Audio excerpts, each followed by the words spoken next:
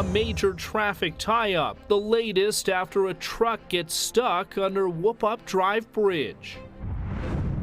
Cracking down on predatory tow truck practices. Alberta launches new rules to create buffer zones around crash sites. And send your name to space. An Alberta-made satellite is about to take off, and you could be a part of it. Telling your stories. CTV News Lethbridge with Jordan Canigan. Good afternoon. Thank you for joining us. A major incident shut down one of the city's busiest roads today. A semi-truck carrying a large piece of construction equipment failed to navigate the height of the Whoop-Up Drive Bridge and became stuck, severely damaging one of the structural trusses. Carson Marsuk reports. City crews and engineers are continuing to inspect the bottom of Whoop-Up Drive Bridge nearly 7 hours after a semi-truck hauling a scraper hit it and became stuck. The truck became lodged between the ground and metal base of the bridge around 9:30 this morning.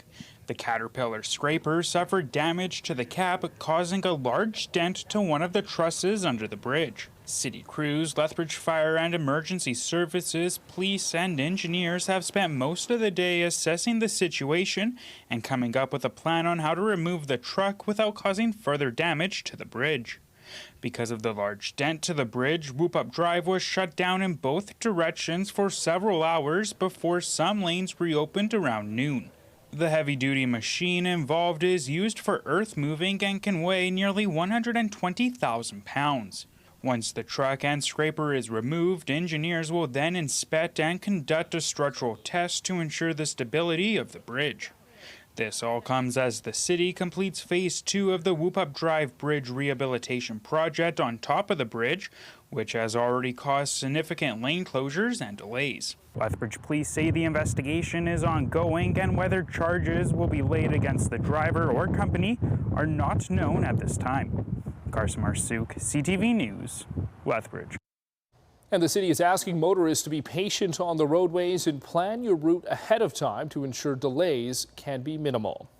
Well, the province is cracking down on predatory tow truck drivers. New rules across Alberta will establish a 200-meter buffer zone around collisions.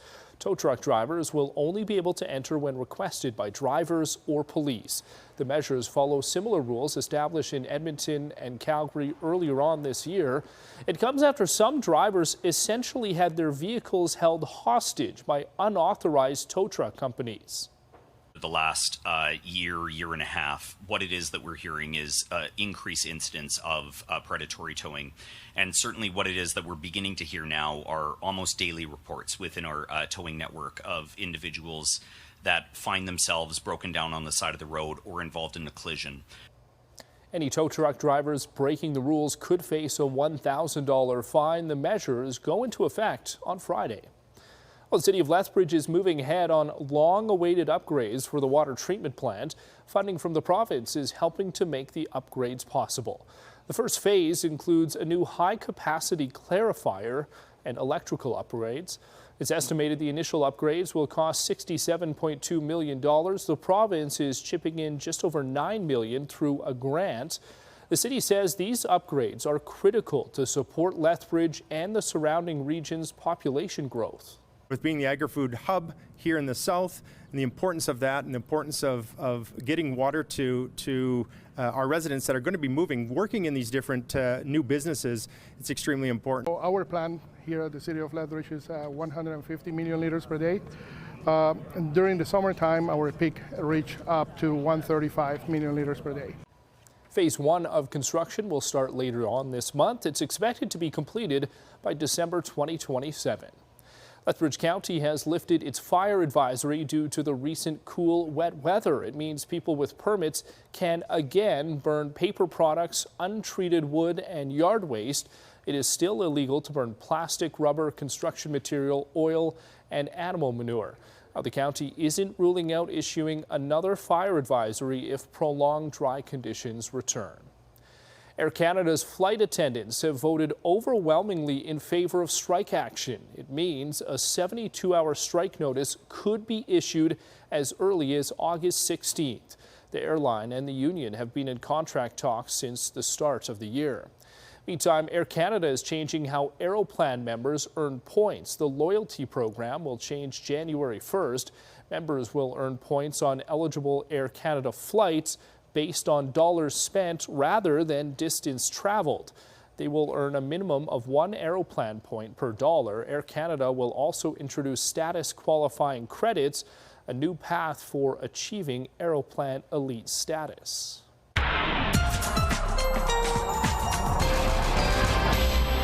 And Gina joins us with a look at the weather, and somewhat of a calm day today, but we could have some rain in the forecast. Exactly. In fact, we have a rainfall warning issued not for Lethbridge, but for areas just west of Edmonton along the Yellowhead there and to the north. That system that's going to bring in rain later this week, it'll impact us too, just not meeting that warning criteria. But pretty active looking day out there so far for parts of the province with some thunderstorm watches in effect. We're not dealing with that here. It should be a pretty calm evening with a mix of sun and clouds sitting at 25 right now. Managed to get a high of 27 earlier today, down to 12 tonight, and then that thunderstorm risk does return tomorrow, Jordan. Thanks so much, Gina. Whoop Up Days is less than 2 weeks away. The Lethbridge and District Exhibition has announced this year's parade marshal to help kick things off. Quinn Keenan has more.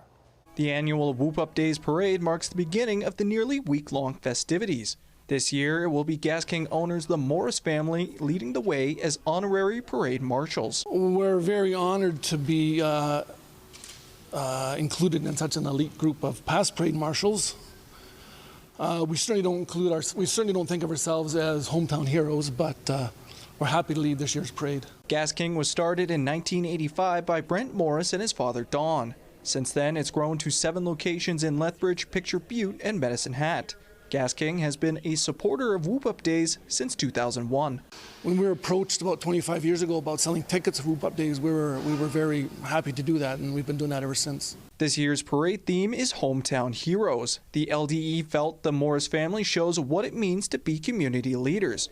Gas King has supported many Lethbridge organizations, including the Lethbridge Hurricanes, Lethbridge Polytechnic, the Galt Museum, and more. When we started to evaluate who met that criteria, one of the names that jumped to mind for us were the Morris family. They have been known to us here at Lethbridge and District Exhibition and through Whoop Up Days for 25 years. They've been supporting our event, but this is really a story about what they do throughout the community as a whole. Brent Morris will be joined by his wife Francesca and children Zachary and Alexa at the parade.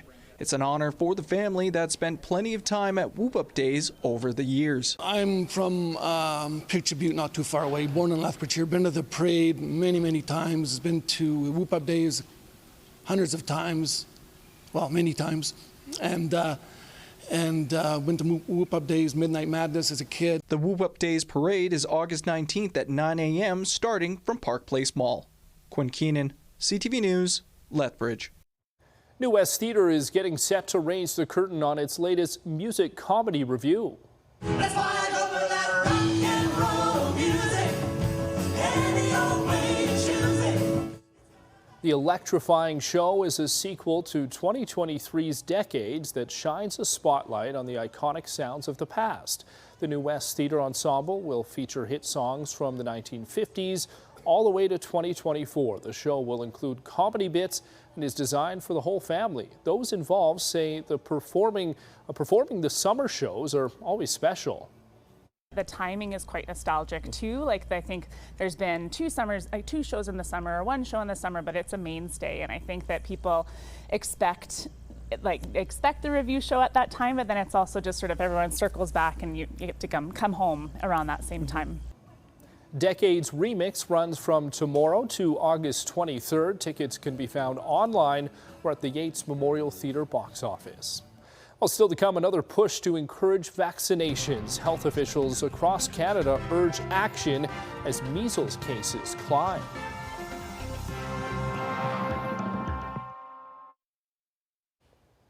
Welcome back. Happy Wednesday. Seeing a lot of this type of cloud throughout the city today. It looks what a little bit rainy, but we're not really seeing any of that materialize on the ground. And that's certainly what the radar is showing too right now. West-facing shot here for you. That's where a lot of our weather is currently coming from. That's going to transition more to the south as we get throughout the week here, bringing more certain precipitation rather than just these darker looking clouds that we're currently seeing out there. We're at 23 right now over in Medicine Hat, 28 degrees, 25 in Milk River. And tomorrow we should see temperatures pretty similar to this, a little below seasonal, but nothing too bad out there. So aiming for that high of 23 tomorrow, 26 over in Medicine Hat and 24 in Brooks. So we're in a bit of a pause right now. Southern Alberta not dealing with a lot of watches or warnings. There was that chance for some convection yesterday. Nothing much really materialized from it, but we are seeing plenty of watches and warnings in effect for the central part of the province and some areas to the east along the border with Saskatchewan. The main one, the more future-looking one, is that rainfall warning. So in that green area, they are anticipating rainfall amounts between 50 to 75 millimeters. We won't see as much here, but we are expecting rain as we get throughout the week. This is what the radar satellite is showing right now. Very light reflection there in the blue, so that's an indicator of clouds that have precipitation, but probably nothing really falling to the ground. But we're keeping an eye on what's coming from the states there. You can see over Washington and into parts of Montana there, this system is starting to push in, and it'll start to twirl up into Alberta as we get into late Thursday and into Friday. And that's when it's going to bring more of that rain. We see it a little bit on this model here. And what I'll say about this model, it's great, not great at convection though, and predicting that. So we do have a chance for some thunderstorms tomorrow. This model just really isn't showing it, but we do get that nice clear start to Thursday. And then we'll see probably later in the afternoon, that possibility for thunderstorms. Of course, this one's just showing nice clear conditions, but I say the potential is still there. And then you're probably noticing that rain up there will start to track down into parts of southern Alberta as we get more into Friday. So rain is on the way about 48 hours from now, and totals by the time we get into Saturday morning could be up to 15 millimeters. So it will be a wet system. Then some sunshine does return into the forecast. We'll play this out in your upper air setup. You can see this trough starting to move in over BC, really digs into Alberta as we get into Friday morning, and then moves out as we get later into the weekend, allowing this ridge to move in, bringing more stability and more heat back into the forecast for parts of the weekend there. East Kootenay tonight could see some instability, same tomorrow with a high of 21. Back here in Alberta in the Crow's Nest Pass, a little cloud tonight in the Crow's Nest Pass area, up to 22 tomorrow with some stronger winds out of the west. And then Medicine Hat could see a stormy night ahead, pretty low risk, and then up to 26 tomorrow with instability, a possibility. And that's the case for us as well. Minor thunderstorm risk tomorrow with that high of 23, the rain returning on Friday, and then more of that sunshine and stability as we get into Saturday.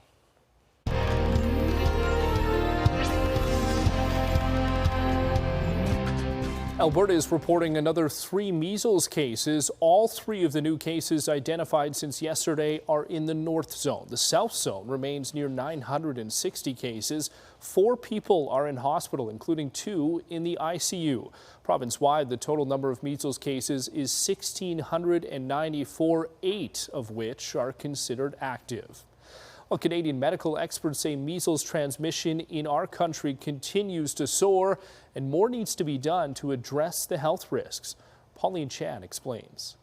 Canada was declared to have eliminated measles in 1998. So measles elimination is defined by the World Health Organization, and it means that within a certain geographical area, in this case Canada, that there is no sustained transmission of measles over a 12-month period. Jana Shapiro from the University of Toronto says it doesn't mean there were 0 cases, just no sustained transmission. And now that we've seen a resurgence in the past year or so in Canada, we are at risk of losing that elimination elimination status in 2025. 10 of our 13 provinces and territories have seen cases. Alberta has over 1,600 cases of measles, and Ontario has seen more than 2,300. We really had our bulk of our cases in kind of March, April, but that's not yet the case in Alberta. I think there's still quite a few new cases being reported on a weekly basis. Many of the cases sprang from a single event in New Brunswick last October, which led to transmission in other provinces. I have a lot of concerns,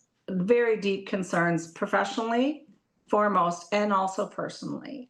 Professionally, because measles is truly the most contagious virus that you can come in contact with. Michelle Knorr was diagnosed with measles in May and was hospitalized for several days despite getting a vaccination decades ago. And as a teacher, she worries about measles spread. Average 32 kids in a classroom in city schools. It would be a really dangerous thing to have classrooms of children taken out by the measles. And most will manage it. Most will be able to be resilient and overcome it, but some may not. Shapiro says Canada could lose its measles eliminated status as early as October and says public health vaccination efforts must continue. Pauline Chan, CTV News. A Canmore man who survived an avalanche last March while skiing in the Rockies is cycling nearly 4,000 kilometers from the mountain town to Montreal. We caught up with Giordano Pillarella in Regina. He's raising money for Mountain Muskox, a peer support group in the Bow Valley for those who experience trauma or loss in the mountains. Pillarella's physical injuries have mostly healed, but says his mental health took a serious hit. I felt like there was kind of like a ghost of me, like an old part of my past that I wasn't able to relive. Like I'd go to the same places that I used to ski, but I didn't have that ambition to want to like chase those goals. I think the biggest thing that's helped me is like accepting that I'm moving on in a positive way. Like, you know, like maybe I'm not able to do those things I used to do, but that's okay. Pillarella started his trek August 1st and hopes to make it to Montreal by the 20th. He has a GoFundMe set up. Search Pedaling for Healing 4,000 kilometers for mountain mental health. Well, coming up, the Calgary Stampeders look ahead to the weekend. The Stamps are ready for a key piece of the lineup to return as the Blue Bombers head west.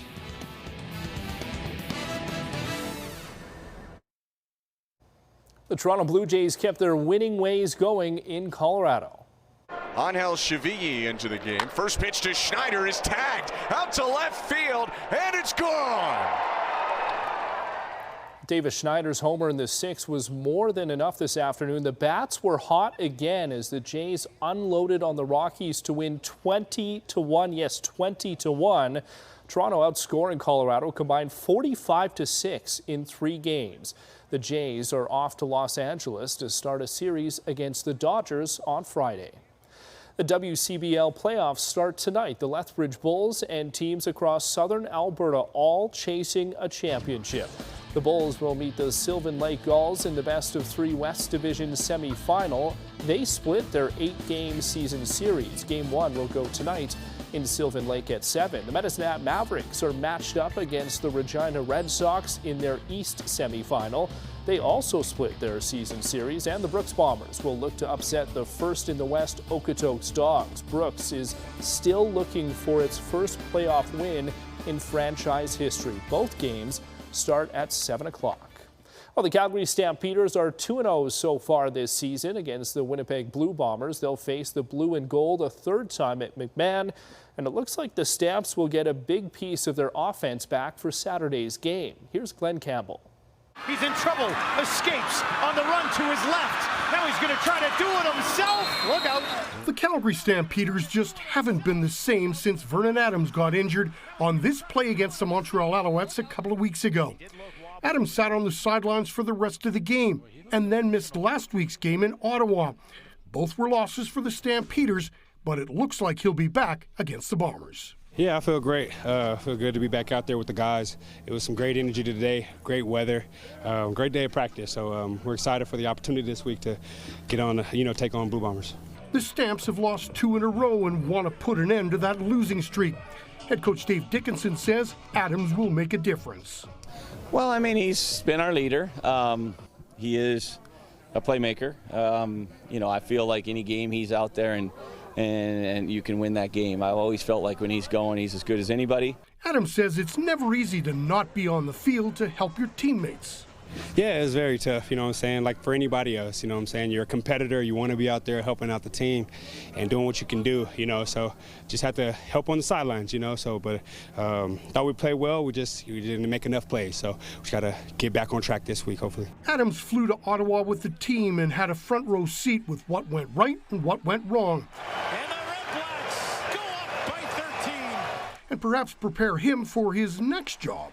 You know, I'm just helping with relaying the call, personnel, things like that. I want to be a coach one day when I'm done. So, you know, to sit back and kind of experience the sideline and hear the coaches talk on the mic and things like that and see how they run things was it's pretty cool. Not that I want to do that every week or anything, but it was cool to experience. Glenn Campbell, CTV Sports, Calgary.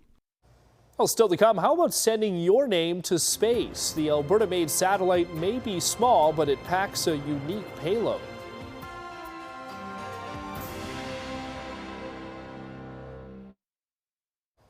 From Alberta into orbit, a team at the University of Alberta is sending its studies into space. As Miriam Valdez-Carletti explains, a part of you can go along for the ride as well.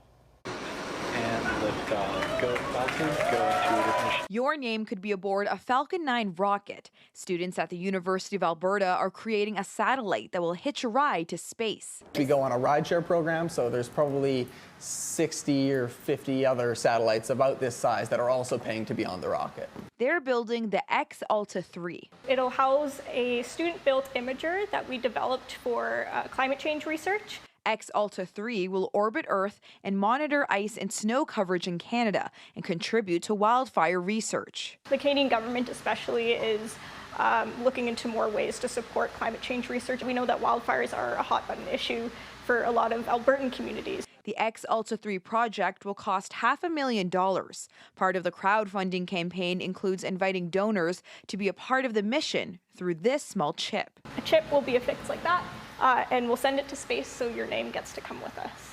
You can pay $100 for one name or $200 for 3.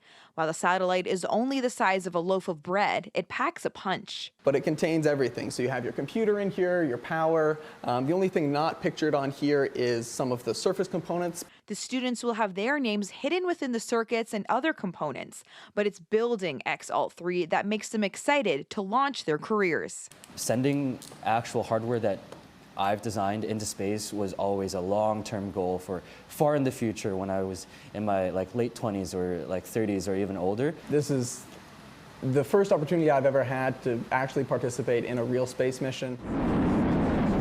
X Alta 3 will blast off next summer. Miriam Valdez-Carletti, CTV News, Edmonton. Well, that's it for our show this evening. Thanks so much for watching. Now here's the early edition of the CTV National News.